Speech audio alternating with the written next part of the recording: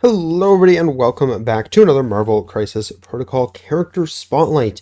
And for this week's Character Spotlight, we are taking a look at the head of Wakanda R&D herself, Shuri. So yeah, without further ado, we're going to go ahead and jump right in on the character here. So coming in with 3-3-3 defensive line and 5 stamina as a 3 threat, Shuri is starting out with a very simple and straightforward defensive line here. She's a size 2 and a medium mover on a small base, so nothing really to write home about so far. Going into her attacks, though, is where we start to get into the things that make Shuri interesting and fun. Starting with the Panther Gauntlets. This is a range 5 6-dice energy attack. After this attack is resolved, this character gains 1 power, so you're always gaining 1 no matter what you do with it. And if this attack would deal 1 or more damage, it deals 1 damage instead. So you are very limited, although it is a 6-dicer, so it's fairly consistent as well. But you're probably going to be doing 1 most of the time you use this attack, because you're literally not allowed to do more, and with 6 dice, your odds of doing at least 1 are usually pretty good. The main reason to use this attack, though, is because after this attack is resolved, if the target character is size 3 or less, push the target character away small. A couple things worth noting with this is that it is mandatory, so you do have to perform this push, but on a range 5 energy attack, it's really nice for being able to say, you know, this model is really far away now, or these 2 models have both been pushed off of a point, or whatever. Yeah, really effective to just kind of be like, near the end of a round, alright, Shuri's going to go now, and she's going to push these 2 models, they're going to get out of her way, she's going to gain a little bit of power out of it, maybe do some blink damage, and yeah, she just won me 2 points, or denied you 2 points, or however that works out, so that's always pretty neat. Her second attack is also pretty good. It's the Sonic Crush Spender here. This is going to be a 4-cost spender. It's only range 2, so she probably won't be using it too often, because she definitely likes those range 5 push people away ranges, but it's going to be throwing a whopping 7 dice when you do throw it out, so it does hit relatively hard. And it has a couple really solid abilities on it. The first one is after this attack is resolved, the target character gains the stun special condition. That's just automatic, although you're throwing a 7 dicer at them, so you're probably giving them a little bit of power in the process anyways. And then you've got the wild stagger attacked onto this as well. After the attack is resolved, the target character gains the stagger special condition. And yeah, turns out stagger is a good condition.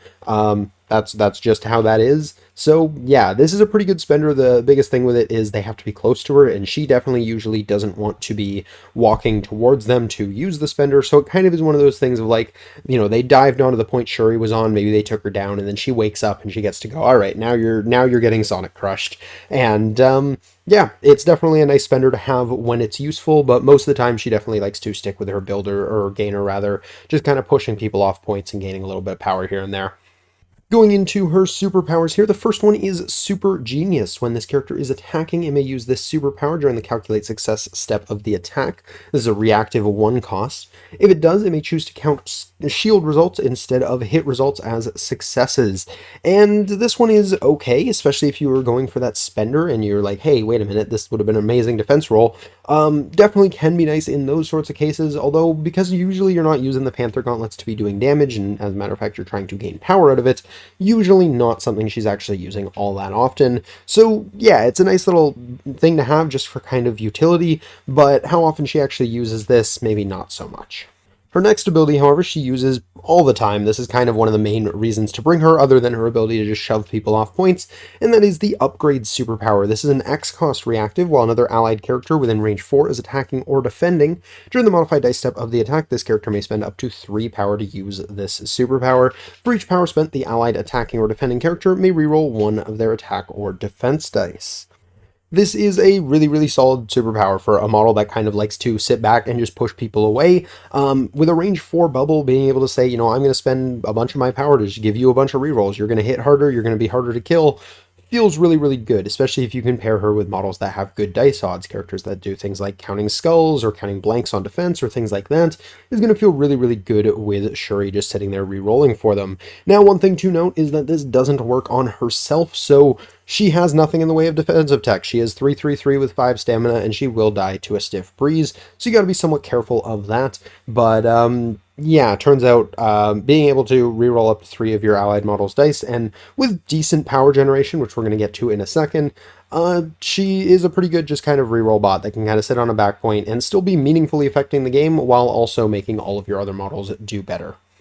And she gets the power to do this partially through the Head of Wakanda R&D, her final superpower on her card. Whenever this character rolls dice, after the effect is resolved, it gains 1 power if it rolled at least 1 skull. And that's where having 6 dice gainers comes in. Your odds of rolling a skull, especially if you're double tapping, are pretty good, so she can fairly consistently gain 3 to 4 power a turn based on how many skulls she's rolling, and of course, the fact that they're gainer attacks, and of course power phase. So yeah, being able to say, hey, 2 of your models are off points, and also I'm going to be rerolling 3 or maybe more of my allied characters' dice per turn is pretty good. That doesn't feel too bad. So, very, very consistently getting potentially up to 5 power in a turn, which feels really good. And then, of course, if she gets punched and she has to roll defense dice, that's a thing as well. But she doesn't really like being punched too much, so we don't really want to worry about that one too much. But yeah, definitely helping her with her power generation in a big way. And taking a look at the flip side of the card real quick here, and nothing changes. Surprise, surprise, she is the exact same. So yeah, here we have Shuri, a very, very good kind of support control piece. She can sit on a back point, disrupt your opponent team, and make your team just that much better. And yeah, she's really, really good at this role. For a long time, she was being splashed in a lot of places, and I think just because the kind of prevalence of rerolls has gone up a little bit, we have a few more sources of them. She's not quite seeing as much splash play as she used to, but she's still a very, very effective piece at what she does. And really the only thing you got to watch out for her is if she does get dived, she's probably not going to last long. So you got to be somewhat mindful of that. But yeah, she's still a really, really good piece. Taking a look at tactics cards here, she does have access to 2 tactics cards. The first one is Vibranium Shielding. This is a Wakanda card that can be played by Black Panther or Shuri. They spend X power to play this card between 1 and 5. This round, this character and allied characters, while they were then X of this character, gain the Invulnerability innate superpower, where X is equal to the amount of power spent to play this card. So basically, your invulnerability, it says, when this character would suffer damage from an enemy effect, reduce the amount suffered by 1 to a minimum of 1. So your standard damage reduction. And yeah, turns out this is a really good card.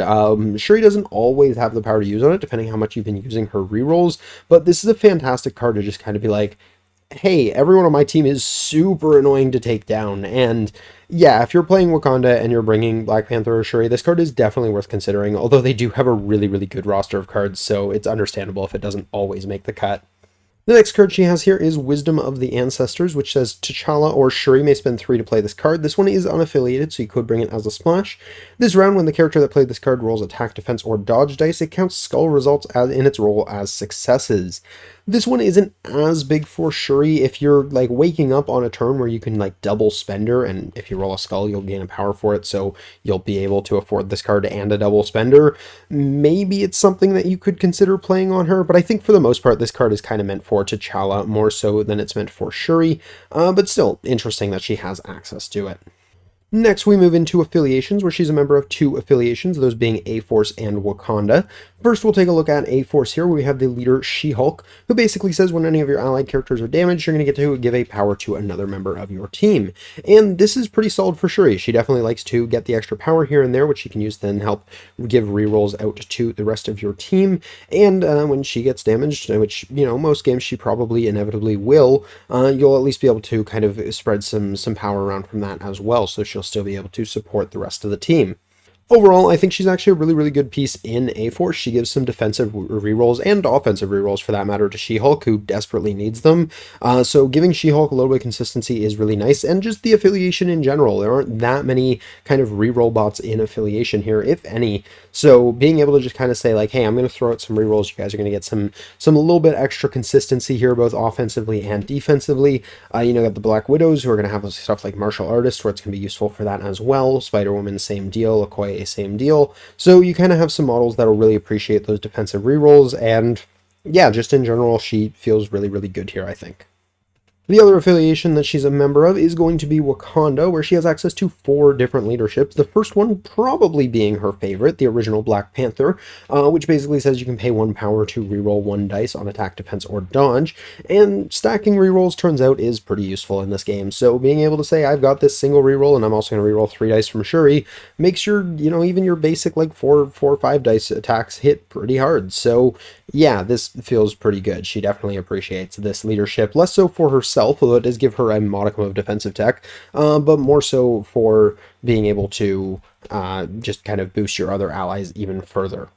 Next, we have the Killmonger Usurper leadership, which lets you basically pass out some herb tokens that are going to damage you and give you power if you don't use them, or you can use them to add dice to your attack rolls. She doesn't care much for the adding dice to her attack rolls, so not the best thing for her because, I mean, taking damage is not always great either, especially on a squishier character who, every hit point could be the difference between her getting one shot or two shot.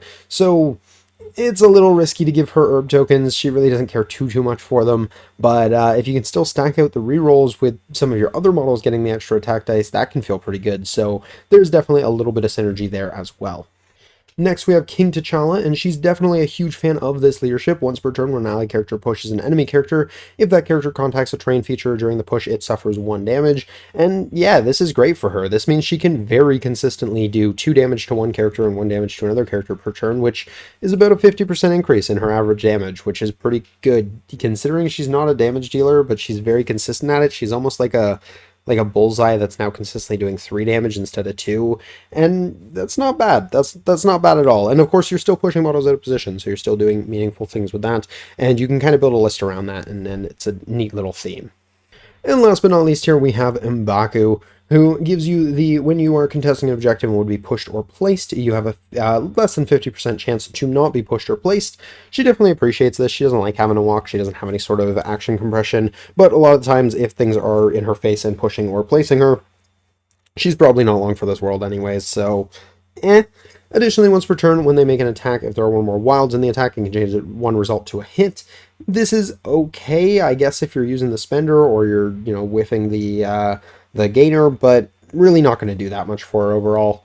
But just as an affiliation, she does fit in really well here. I think she definitely appreciates 2 of the leaderships much more than the other 2, but she also just works well with some of these models. We already mentioned the synergy with Okoye counting blanks, but we also have Black Panther who counts blanks, and turns out dice consistency is good. Being able to give someone like Killmonger rerolls is also really, really nice. So yeah, she definitely has a solid home here in Wakanda.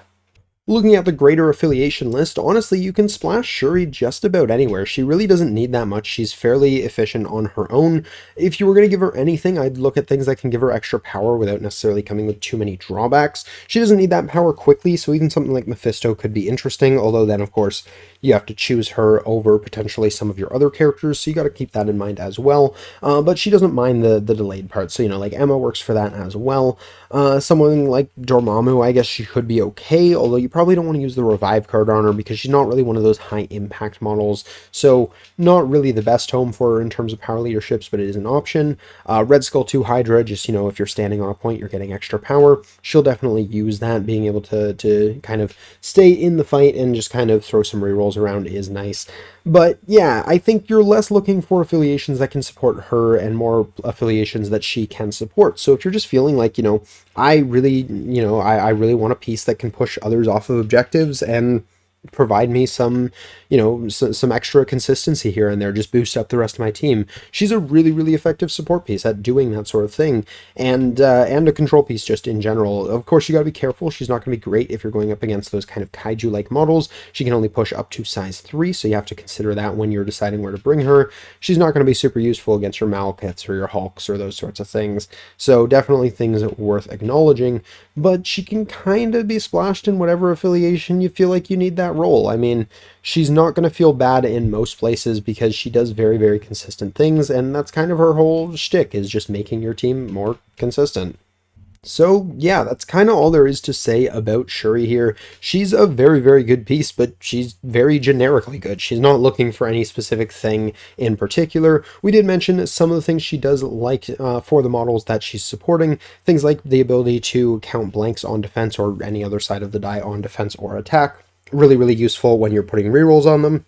The ability to stack rerolls as well, pair with like Zemos or Namors. Just being able to say, hey, we've got all these different sources of rerolls going on. Could be really, really good. Even stuff like Sentinel Prime or like the Invaders leadership or the Web Warriors leadership. All these sorts of things are really, really nice for her just to kind of be able to be like, okay, well, they're all re-rolling this many dice and we didn't quite get what we wanted. Okay, let's put 2 or 3 power into that and see if we can do it here. And yeah, I think that sort of thing works really well with her. It keeps her power economy a little bit more reasonable as well, especially if you're not in a power leadership, being able to say, okay, you've got 3 defense dice here, but if I re-roll one of them using like a free thing from a leadership, then she only has to spend 2 power to reroll the other 2 instead of the 3 to reroll all 3, assuming you get the one on the first one. So, it can kind of help balance out her power economy a little bit, which she definitely appreciates, because even though she generates reasonably consistently, she will burn through it very, very quickly, and she's always open to having more. So that's kind of the big thing you're looking for when you're looking for ways to kind of maximize Shuri's efficiency. But that is going to do it for Shuri here. That's pretty much all I have to say on the character. Definitely let me know what you guys think about her down below. Are you guys a big fan of Shuri and like splashing her in all sorts of places? Do you have your kind of favorite places, favorite models where she works particularly well with? There's definitely a handful that I can kind of think of like, oh, that would be a really, really cool pairing with Shuri, but nothing really so like specific, more so than just like, hey, they count blanks, and that's kind of good. So yeah, if you guys have specific things, always curious to hear what you guys think down below. But that's going to do it for my thoughts on this character. So I hope you guys have enjoyed. If you did, please do drop a like down the video.